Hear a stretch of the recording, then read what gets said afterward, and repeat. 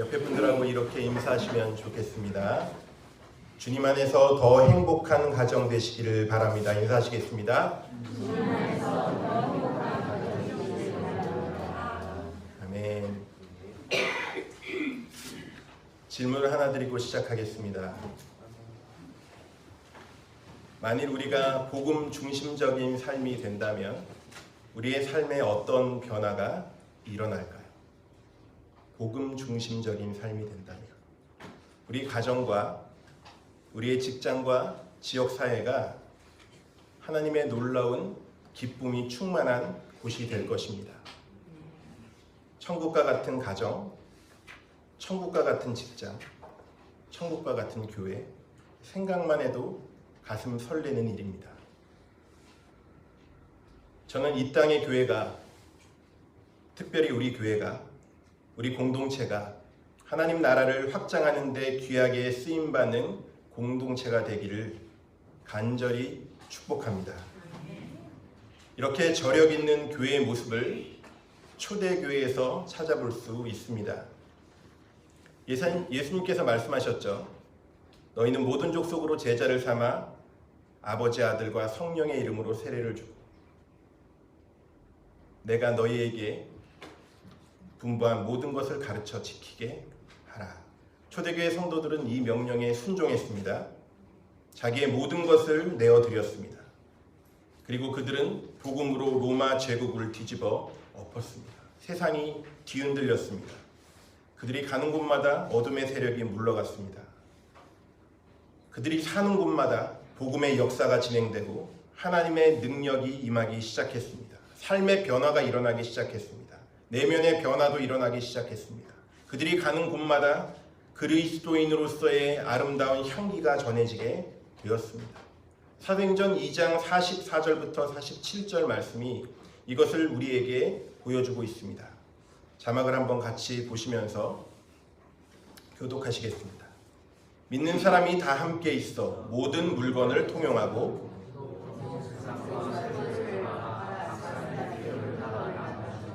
날마다 마음을 같이하여 성전에 모이기를 힘쓰고 집에서 떡을 떼며 기쁨과 순전한 마음으로 음식을 먹고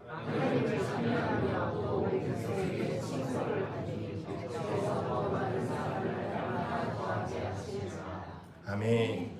저는 이 말씀을 읽을 때마다 너무나 가슴 떨립니다. 모든 교회들이 다 이렇게 놀라운 초대교회 같이 되면 얼마나 좋을까. 참 놀라운 장면이 아닙니까? 정말 온전한 복음을 받아들였을 때, 예수님을 주님으로 모시고 살아갈 때 초대교회 성도들은 이 땅의 부귀 영화에 대한 욕심을 온전히 내려놓을 수 있었습니다. 무엇이 그것을 증명합니까? 자기의 모든 소유와 재산을 팔아 가난한 사람들에게 나눠주고 주변의 어려운 지체들을 돌보기 시작했다는 것입니다. 사도행전 2장이 분명히 이것을 우리에게 알려주고 있습니다. 정말 놀라운 일입니다. 모이기에 그들은 항상 힘썼습니다. 때를 얻든지 못 얻든지 복음을 전하며 모일 때마다 기쁨으로 하나님을 찬미했습니다. 그리고 삶의 모든 순간순간이 거룩한 예배였습니다. 예배당 안에서만 드리는 예배가 아니라 그들은 가정에서 예배를 드리는데, 가정에서 드리는 예배뿐만 아니라 모든 삶의 현장에서 삶의 예배를 드렸습니다. 저는 47절 말씀이 참 마음에 와닿았습니다. 하나님을 찬미하며 또 온 백성에게 칭송을 받으니 주께서 구원받는 사람을 날마다 더하게 하시니라. 이 말씀을 읽고 또 읽으면서 마음에 감동이 되었습니다. 하나님을 찬미하였습니다. 하나님께 영광을 돌렸더니 온 백성들이 그들을 칭찬했습니다. 그래서 주께서 구원받는 사람을 날마다 더하게 하시는 놀라운 은총을 베푸셨습니다. 그들의 삶이 너무도 하나님 보시기에 아름다운 삶이었기에, 너무나 정직하고 순결한 삶이었길, 입술로만 삶을 이야기하는 사람이 아니라 주변 사람들이 칭송할 수밖에 없는 그 아름답고 놀라운 교회의 모습을 보여주었기에, 지금 2000년이 시간이 지난 현재의 교회의 모습과 비교해 보면서 너무나 마음이 아프고 마음 가운데 안타까움이 밀려듭니다. 우리의 삶 속에서 정말 이 초대교회와 같은 복음의 능력이 드러나고 있는가? 이 땅의 교회가 정말 이 지역사회의 존재함으로 말미암아서 정말 어둠의 세력들이 물러가고 하나님의 뜻이 이루어지는 곳으로 변화되고 있는가? 라는 질문에 쉽게 대답하지 못합니다. 실상 교회들은 너무나 무기력합니다. 지금 이 땅의 교회들은 세상을 향해서 거룩한 영향력을 끼치기보다는 세상의 영향을 받아서 교회가 세속화되고 있습니다. 교회의 안과 밖이 도대체 무슨 차이가 있는지 모르겠다는 평가가 나오고 주변의 사람들이 그렇게 이야기합니다. 주변에서 교회를 칭송하던가요? 믿지 않는 사람이라 할지라도 교인들을 보면서 당신은 참 존경스러운 삶을 살고 있습니다. 라는 평가를 듣고 있습니까? 듣고 안 듣고가 중요한 것이 아니라 우리 안에서 그리스도의 향기의 모습들이 자연스럽게 퍼져가며 그 모습들이 사람들이 우리를 우러러보며 존경하는 말로 또 그들의 삶 가운데서 우리를 그렇게 바라보고 있습니까? 아닌 것 같습니다. 칭송하기는커녕 오히려 손가락질 당하고 있는 상황이 너무나 많이 펼쳐지고 있습니다. 물론 세상 사람들이 너무도 오해하는 부분이 많죠. 그러나 안타까운 것은요, 우리를 비판하는 많은 내용들, 사실에 근거한 내용도 많다는 것입니다. 그렇다면 세상 사람들은 오늘날 교회를 향해 어떤 비판을 할까요? 몇 가지로 정리해 볼 수 있습니다. 교회 안과 밖의 모습이 너무나 다르다. 축복을 원하는 그리스도인들은 넘쳐나지만 고난에 동참하는 그리스도인들은 없다. 그리스도를 닮은 그리스도인들은 없다. 나는 예수님은 좋지만 교회 다니는 사람들은 싫다. 세상 사람들, 그들보다 교인들이 더 잘 싸우고 더 미워하고 용서하지 않는다. 세상 사람들과 추구하는 것이 똑같다. 우리가 어쩌다 이렇게 되었을까요? 대체 무엇이 잘못된 것일까요? 셔츠를 입을 때 단추를 잘못 잠궈 보신 경험이 있을 것입니다. 그냥 볼 때에는 단추가 잘 잠긴 것 같지만 첫 단추를 잘못 끼우면 다 풀고 다시 끼워야 합니다. 우리의 신앙생활도 마찬가지입니다. 우리가 어쩌다 이렇게 되었을까요? 초대교회에서 그들이 믿고 있는 예수님과 지금 현대의 교회에 우리가 믿고 있는 예수님이 다르다는 이야기일까요? 그런데 교회의 모습은 너무나 다르지 않습니까? 초대교회에서는 복음의 능력이 나타나서 정말 그들이 칭송을 받으며 하나님의 말씀이 전해짐으로 말미암아서 구원받는 자가 날마다 더하게 하시는 귀한 역사들이 있었습니다. 그런데 현대의 교회는 복음의 능력을 많이 상실해 버렸습니다. 어떤 첫 단추를 잘못 끼운 것일까요? 그렇다면 모든 신앙의 첫 단추는 우리가 한번 생각해 봐야 합니다. 신앙의 첫 단추는 무엇일까요? 저는 그것이 바로 복음이라고 생각합니다. 복음을 올바르게 이해하지 못하며 복음이 무엇인지 정확하게 정립하지 못하면 우리가 다른 모든 것을 아무리 제대로 한다고 생각할지 모르겠지만 결론적으로 모든 신앙생활의 기초가 무너질 수밖에 없는 것입니다. 첫 단추는 그렇게 중요한 것입니다. 복음은 모든 신앙생활의 가장 중요한 기본기입니다.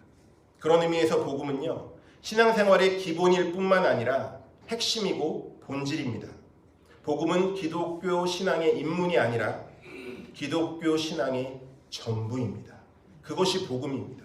그렇기 때문에 진정한 성숙이라는 것은, 믿음의 성숙은 시간이 갈수록 복음에서 멀어지는 것이 아니라 복음에 깊이 뿌리 내리는 것을 이야기합니다.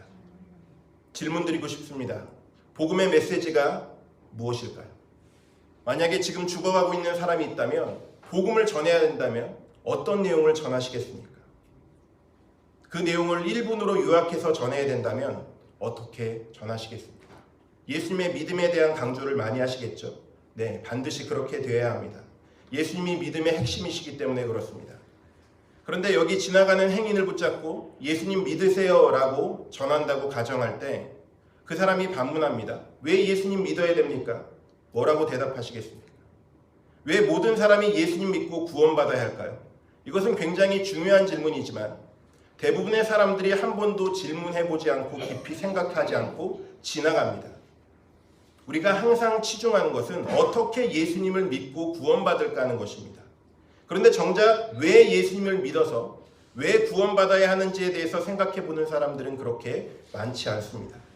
왜라는 질문에 올바른 답이 있어야지 우리의 구원의 목적이 무엇인지 올바로 깨달을 수 있지 않겠습니까?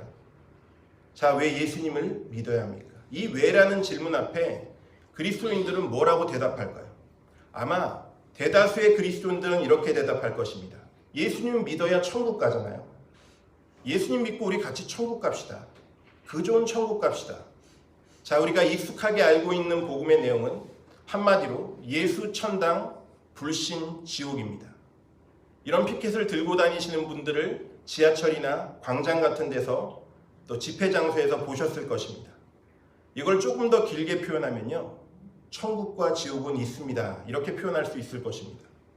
오직 예수님을 믿음으로 구원받을 수 있으니 예수 믿고 천국 갑시다. 이런 메시지를 들으시고 이런 메시지도 여러분들 전하셨을 것입니다. 이게 정말 복음의 메시지가 맞습니까?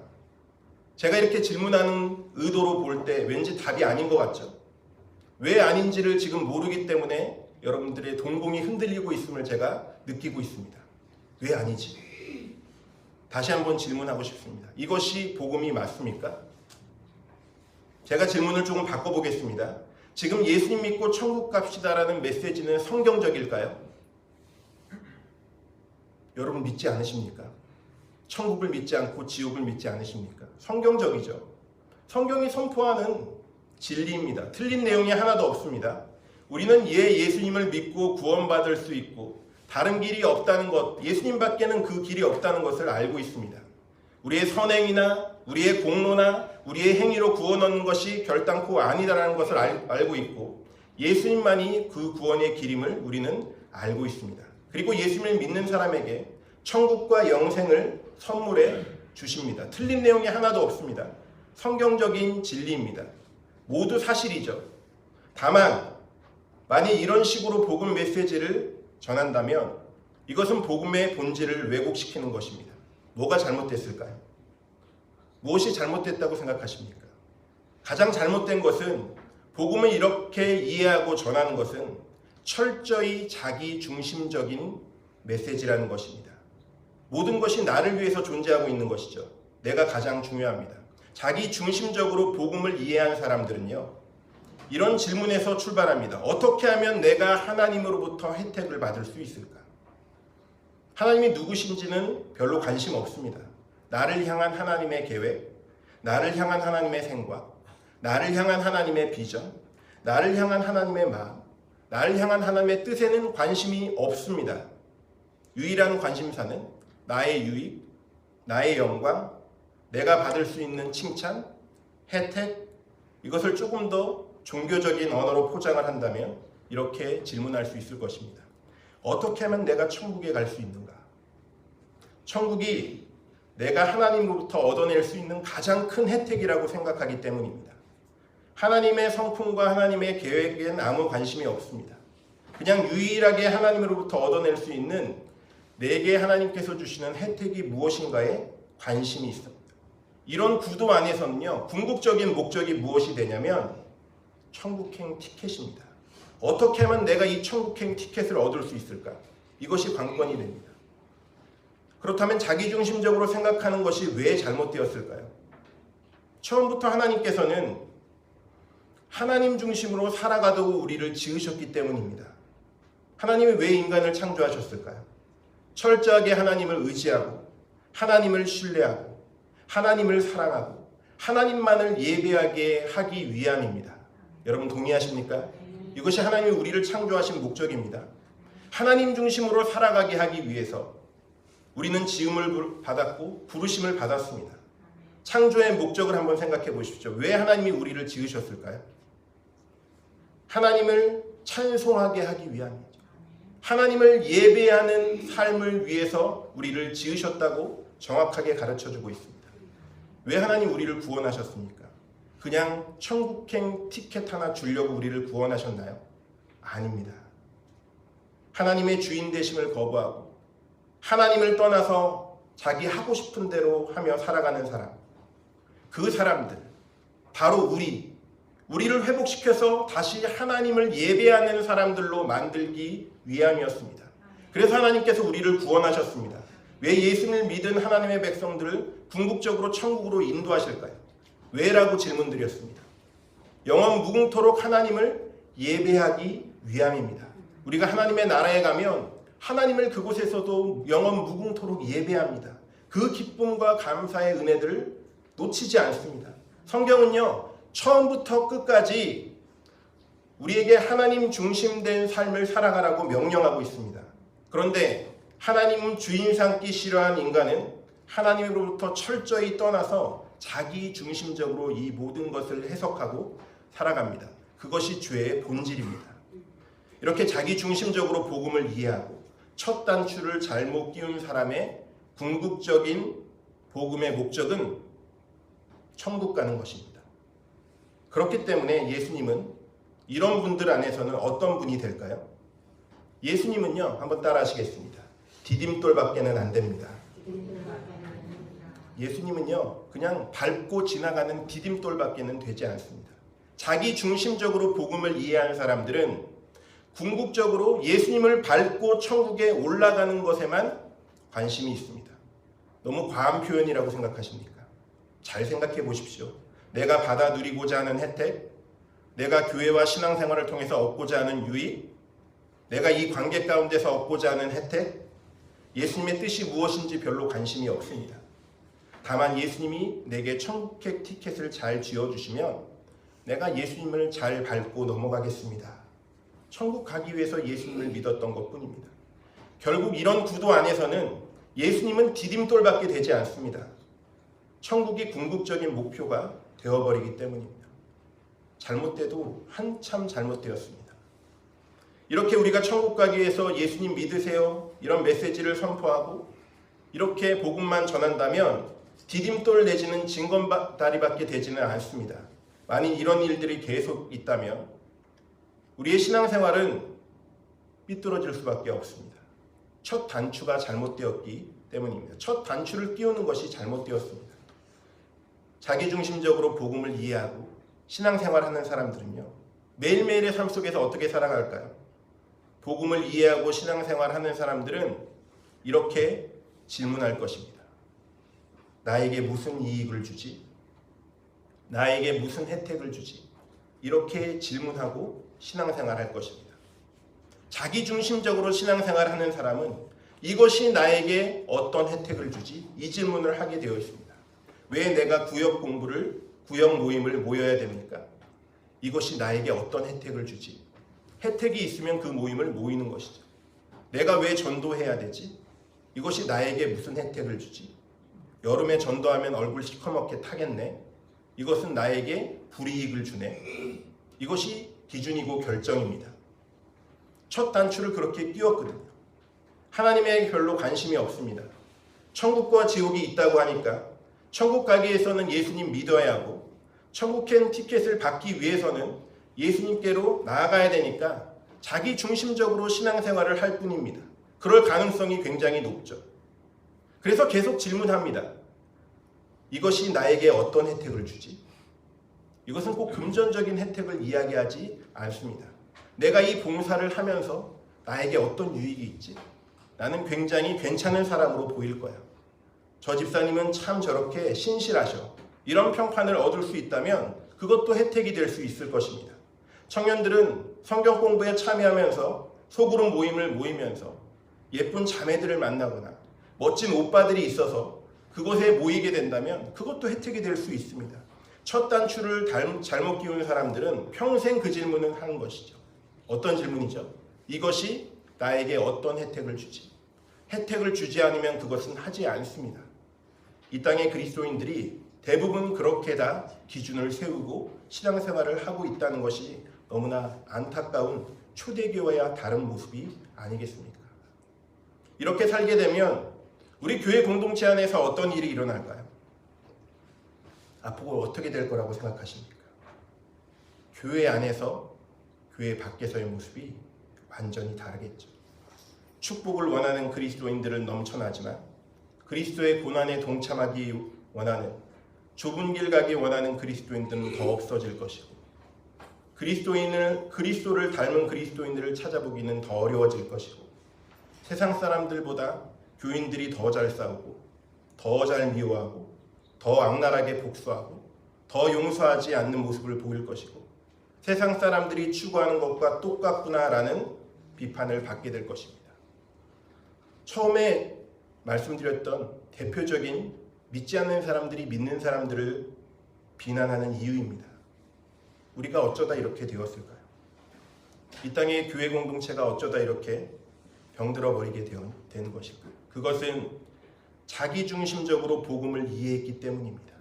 자기중심적인 신앙생활을 함으로써 첫 단추부터 잘못 끼웠기 때문입니다. 오늘은 어버이 주일입니다.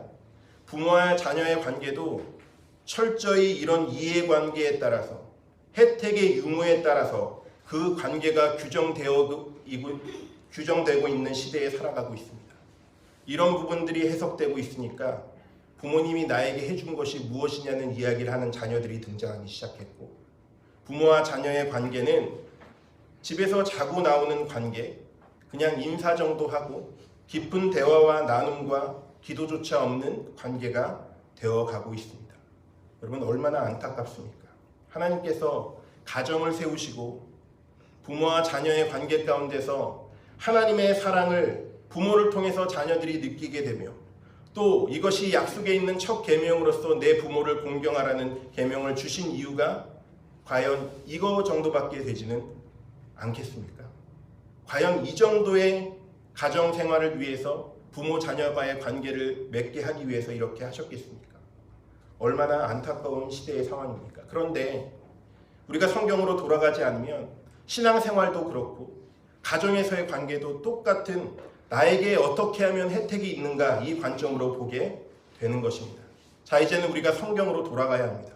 성경이 말씀하고 있는 진정한 복음이 무엇일까요? 하나님의 관점을 회복하는 것이 중요합니다. 왜 우리 예수님 믿어야 될까요? 왜에 대해서 한번 질문해 보겠습니다. 하나님 중심적으로 생각했을 때 과연 구원의 목적은 무엇일까요?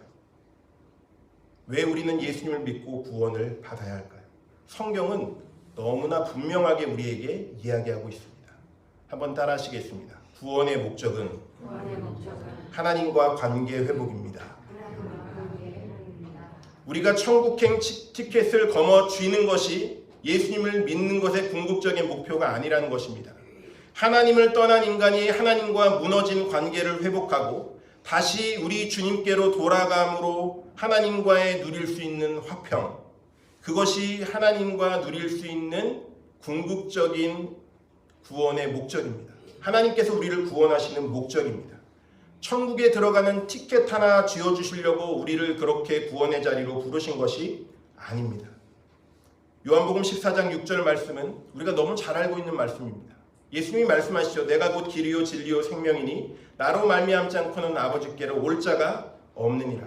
우리가 이 말씀을 많이 인용합니다. 전도의 현장에서도 많이 인용합니다. 근데 참으로 안타까운 것은 이 말씀처럼 자주 오용되고 남용되는 말씀이 없습니다. 정작 예수님은 뭐라고 말씀하셨습니까? 예수님만이 유일한 길이라고 말씀하셨습니다. 그렇기 때문에 예수님을 믿어 아버지께로 돌아가라는 것입니다. 하나님 자신이 궁극적인 구원의 목적이지 천국행 티켓 따내는 것이 예수님을 믿는 목적이 될 수 없다고 말씀하시는 것이죠. 하나님과의 관계 회복이 구원의 핵심이지 천국 가는 것이 구원의 핵심은 아니라는 것입니다. 하나님과의 관계가 회복되면 천국은 우리에게 자연스럽게 다가오는 것입니다. 앞과 뒤가 바뀐 것입니다.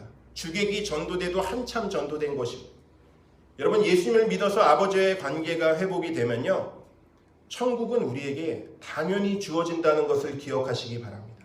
하나님께서 우리에게 주시는 축복입니다. 천국을 목적 삼아서 하나님 아버지께 나아가는 것이 아니라 하나님과의 아버지의 관계가 너무나 소중하기 때문에 예수 그리스도를 믿게 되는 것이고, 자, 잘 들어주셔야 됩니다. 천국에 가기 위해서 예수님을 믿는 것이 아니라 예수님을 믿고 보니 천국에 가게 된 것임을 여러분 믿으시기 바랍니다. 말장난이 아닙니다. 굉장히 중요합니다. 어마어마한 차이가 있습니다. 천국을 가려고 예수님을 믿은 사람들은 자기 중심적인 첫 단추로 신앙생활을 하게 되어 있습니다. 예수님은 별로 관심이 없고요. 천국만이 목적이 됩니다. 그런데 우리는 그렇게 복음에 반응하도록 하나님께서 부르신 것이 아닙니다. 아버지와의 관계를 회복시키시는 하나님의 마음, 그 마음 가운데 예수님을 믿게 된 것입니다. 탕자를 기다리고 있는 그 아버지의 마음으로 우리를 기다리시며 예수님을 믿다 보니까 우리는 천국에 갈 수 있게 된 것입니다. 너무나 부수적인 것이 주객에 전도되어서 우리의 신앙생활의 모든 근간을 흔들고 있습니다. 너희가 A, B, C, D를 잘하면, 이런 행동들을 잘하면 천국행 티켓을 주겠다는 행위의 개념이 아니라 우리의 삶 가운데 하나님께서 베풀어 주시는 구원은 사랑의 관계로 설명하고 있습니다. 요한복음 3장 16절 말씀 보십시오. 하나님께서 하나밖에 없는 독생자를 십자가에 내어주신 이유가 무엇입니까? 사랑하시기 때문입니다. 하나님이 세상을 이처럼 사랑하사 우리를 사랑하셨기 때문에 사랑의 관계 안에서 십자가로 예수님을 내어주신 것입니다. 로마서 5장 8절 말씀은 구원의 개념을 어떻게 설명하고 있습니까? 우리가 아직 죄인 되었을 때 그리스도께서 우리를 위해서 죽으심으로 하나님께서 우리에 대한 자기 사랑을 확증하셨느니라. 십자가를 통해서 우리를 향한 사랑의 메시지를 선포해주고 계십니다. 예수님은 요한복음 13장 1절 말씀에서 예수님께서 그의 사람들을 사랑하시는데 끝까지 사랑하셨다고 기록되어 있는 것들을 볼 수 있습니다. 구원의 개념은요, 성경은 철저하게 사랑의 관계 안에서 우리에게 설명해 주고 있습니다. 그것을 잘 표현해 주는 말씀이 오늘의 본문 말씀입니다. 오늘 본문 말씀을 한번 같이 합독하며 읽어보겠습니다. 17절부터 19절 말씀입니다. 시작. 그런즉 누구든지 그리스도 안에 있으면 새로운 피조물이라. 이전 것은 지나갔으니 보라 새 것이 되었도다. 모든 것이 하나님께로부터 났으며 그가 그리스도로 말미암아 우리를 자기와 화목하게 하시고 또 우리에게 화목하게 하는 직분을 주셨으니 곧 하나님께서 그리스도 안에 계시사 세상을 자기와 화목하게 하시며 그들의 죄를 그들에게 돌리지 아니하시고 화목하게 하는 말씀을 우리에게 부탁하셨느니라. 구원의 개념을 화목이라는 틀 가운데서 말씀하십니다. 죄는 하나님과의 관계가 깨진 것입니다. 죄 때문에 우리는 하나님과 분리된 삶을 살게 되었고 모든 고통을 다 맛볼 수밖에 없었습니다. 그런데 십자가를 통해서 예수 그리스도를 통해서 그 죄의 용서하심으로 우리의 관계가 하나님과의 관계가 회복되었습니다. 구원의 개념을요, 화목의 개념으로 오늘 본문에서는 설명해 주고 있습니다. 천국행 티켓을 나눠주라고 명령하신 것이 아니라 그 화목하게 하는 사역을 우리에게 맡겨주셨다고 말씀하고 계십니다. 우리가 어떻게 구원받게 되었을까요? 예수님을 믿음으로써 하나님과의 관계가 회복되었기 때문입니다. 우리가 어떻게 다른 사람들을 하나님 아버지께로 인도할 수 있을까요? 관계 회복과 화목하게 하는 사역을 통해서 얼마든지 가능하게 되었습니다. 성경은 처음부터 끝까지요, 사랑의 관계 안에서 구원과 예수님을 믿는 사건들을 우리에게 이야기해주고 있습니다. 우리에게 이것이 얼마나 중요한 일인지 모릅니다. 오늘의 복음은요, 자기중심적으로 해석되었기 때문에 많은 부분에서의 부작용을 초래했습니다.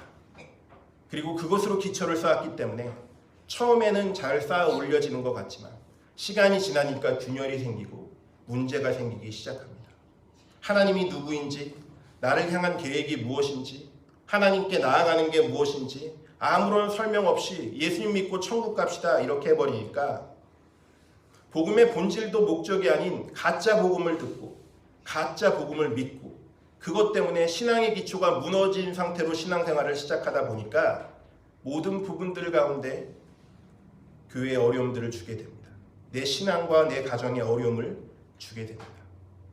이제 우리는 다시 깨어나야 합니다. 복음의 본질이 무엇인지, 우리를 부르시고 구원으로 초청하시는 하나님의 위대한 그 계획하심이 무엇인지, 하나님과 동행하는 삶은 무엇인지 올바로 이해하고 신앙생활해야 되지 않겠습니까?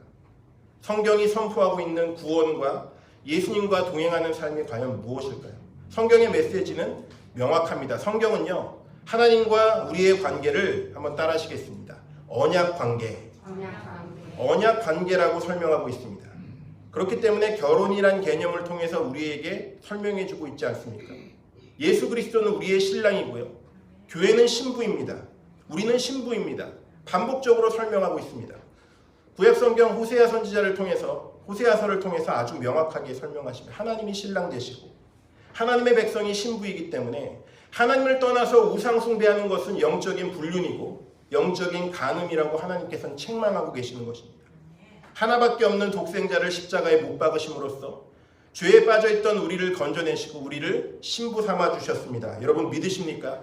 이게 우리에게 임한 구원의 역사입니다. 우리는 죽어 마땅한 우리들, 이미 허물과 죄로 죽었던 목숨이지만 예수 그리스도의 십자가로 말미암아 우리를 건져내 주셨습니다. 우리를 신부 삼아 주셨습니다. 다 내어주신 그 사랑이, 십자가에서 마지막 피 한 방울까지 다 흘리신 그 사랑이, 모든 것을 쏟아주신 사랑이 우리를 건져주셨습니다. 내가 너를 사랑하노라, 선택하노라, 지명하여 부르시. 정말 모든 것을 내어걸고 우리를 사랑해 주신 그 하나님의 사랑 가운데 우리가 온전히 서게 되는 것입니다. 다시 한번 우리가 초대교회의 모습으로 돌아가기 위한 복음의 회복은 하나님과의 이 관계를 회복하는 것입니다. 나에게 어떤 혜택을 주는지를 물을 것이 아니라 내가 하나님과의 관계 가운데 어떻게 서 있어야 할 것인지를 묻는 것. 이것이 바른 복음을 이해하고 첫 단추를 바로 끼우는 우리의 모든 삶이 되어야 할 것입니다. 이것이 바로 되면 5월 이 가정의 달에 우리 가정 가운데 겪고 있는 많은 어려움의 많은 부분들이 조금씩 해소될 것이며 우리 신앙생활 가운데 우리가 늘 좌절하고 고민했던 나 중심의 성경 해석과 나 중심의 신앙생활의 모습들이 다시 조금은 고통스럽겠지만 다시 자리를 잡아가며 다시 그곳 가운데 뿌리 내리게 되는 놀라운 역사가 있게 될 것입니다. 그런 십자가의 은혜의 사랑과 은총이 우리의 삶 가운데 충만하시기를 예수님의 이름으로 축복합니다. 기도하겠습니다. 살아 역사하시는